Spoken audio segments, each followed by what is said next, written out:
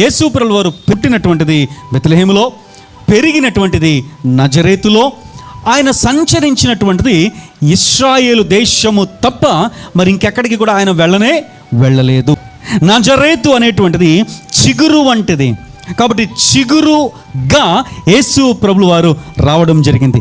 నీ బ్రతుకులో కూడా ఏమాత్రం కూడా సంతోషము, సమాధానము, ప్రతిఫలము లేకుండా అదే దుఃఖముతో, అదే వేదనతో నీవెంత కష్టపడుతున్నా దాని ప్రతిఫలాన్ని చూడలేక, ఎంత చదువుతున్నా దాన్ని ఎక్కట్లేదు, ఉద్యోగం కొరకు ప్రయత్నం చేస్తున్నా ఉద్యోగము దొరకట్లేదు, ఎంత మారాలని ప్రయత్నం చేస్తున్నా మారలేని పరిస్థితుల్లో ఉన్నట్లయితే కనుక ఈ దినాన దేవుడు మాట్లాడుతున్నాడు, నీ మోడు బారిన జీవితంలో ఒక నూతనమైన చిగురును దేవుడు ఇవ్వడానికి ఇష్టపడుతున్నాడు. హల్లెలూయా.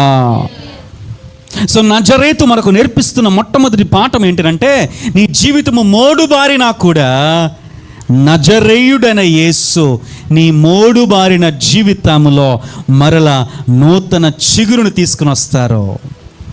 సో మోడు బారిన జీవితంలో నూతన ప్రారంభం.